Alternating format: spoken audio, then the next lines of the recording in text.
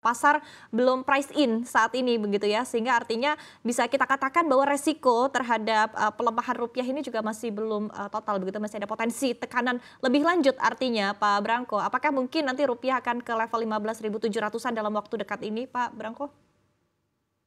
Tentunya tentunya ini kan kita baru satu sisi ya Mbak Syarifah. Jadi kalau sekarang di US tingkat suku bunga naik, di Indonesia punya dua pilihan. Satu pilihan suku bunga di Indonesia ikut naik, atau di Indonesia tidak naik, therefore mata uang rupiah itu bisa tertekan. Nah, biasanya kita akan lihat akan terjadi smoothening ya dari kalau misalnya terjadi pelemahan di Indonesia, kita lihat central bank melalui triple intervention-nya akan menjaga koridor dari pergerakan mata uang rupiah supaya bergeraknya itu nggak terlalu liar, terlalu cepat naik ke atas, nanti terlalu cepat turun ke bawah, tapi dia smooth. Itu yang kita selama ini pantau terjadi. Nah, kalau di Indonesia juga tingkat suku bunganya mengalami adjustment, tentunya ya kembali ke equilibrium, jadi nothing happen gitu ya. Belum tentu rupiah itu harus melemah ke level-level yang lebih lemah lagi gitu. Kalau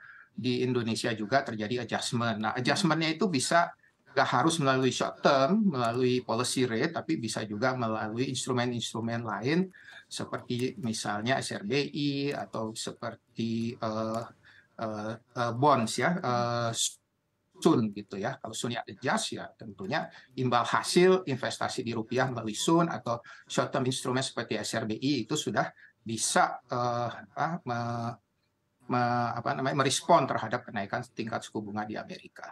Oke. Demikian Mbak Syarifah. Oke, baik. Nah, kemudian dari Pak Andri tadi ditekankan begitu ya oleh Pak Branko seperti apa langkah-langkah kebijakan yang bisa dilakukan oleh Bank Indonesia begitu dalam upaya untuk menghalangi begitu pelemahan rupiah lebih lanjut lagi atau membuat nilai tukar rupiah range pergerakannya juga liar begitu ya. Nah, mungkin Anda bisa menyebutkan begitu seperti apa tanggapan Anda terkait dengan mungkin evaluasi begitu untuk kebijakan Bank Indonesia saat ini. Kita ketahui ada DHE juga, kebijakan DHE telah diterapkan, kemudian SRBI juga ini untuk mendukung begitu triple intervention yang selama ini juga sudah dilakukan oleh Bank Indonesia. Tapi mengingat saat ini kondisi globalnya juga cukup menantang begitu, cukup berat begitu. Apakah memang tadi sudah cukup efektif begitu langkah yang dilakukan oleh BI saat ini, atau mungkin memang perlu lagi kebijakan-kebijakan lainnya yang lebih bisa membuat rupiah kita lebih stabil, Pak Andri? Ya, kalau dilihat dari apa yang dilakukan oleh Bank Indonesia, saya rasa sudah banyak yang dilakukan. Tadi triple intervention dengan bauran kebijakan ya yang dilakukan oleh Bank Indonesia, bukan hanya dari adjustment di suku bunga acuan yang selama ini sudah dilakukan oleh Bank Indonesia, tapi Bank Indonesia juga kalau saya lihat ya melakukan banyak policy. Yang pertama tentu saja untuk menjaga tingkat inflasi supaya tetap rendah.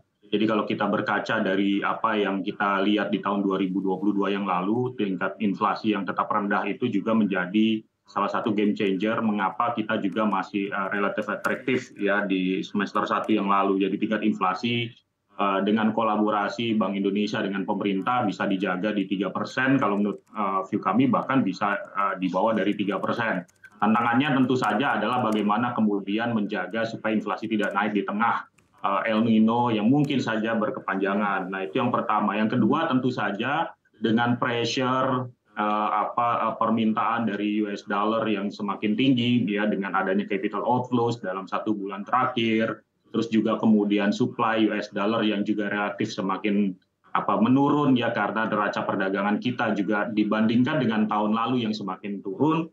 Ya, kemudian Bank Indonesia mengeluarkan beberapa kebijakan untuk tetap menjaga likuiditas falas dengan penerbitan SRBI dan juga kebijakan yang bersama pemerintah yaitu memastikan DHE falas DHE dari sektor sumber daya alam itu tetap berada di dalam negeri. Saya rasa dengan kata kuncinya adalah bagaimana kita tetap meningkatkan supply atau likuiditas falas di dalam negeri. Ini kemudian ya Bank Indonesia bisa smoothing dari volatility nilai tukar karena adanya pressure US dollar terhadap mata uang regional. Saya rasa ini juga dihadapi oleh bank-bank sentral yang lainnya di kawasan, di mana pressure-nya adalah kenaikan dari DXY, ya karena tadi ada ekspektasi suku bunga acuan yang terefleksikan kepada US Treasury yield yang semakin meningkat.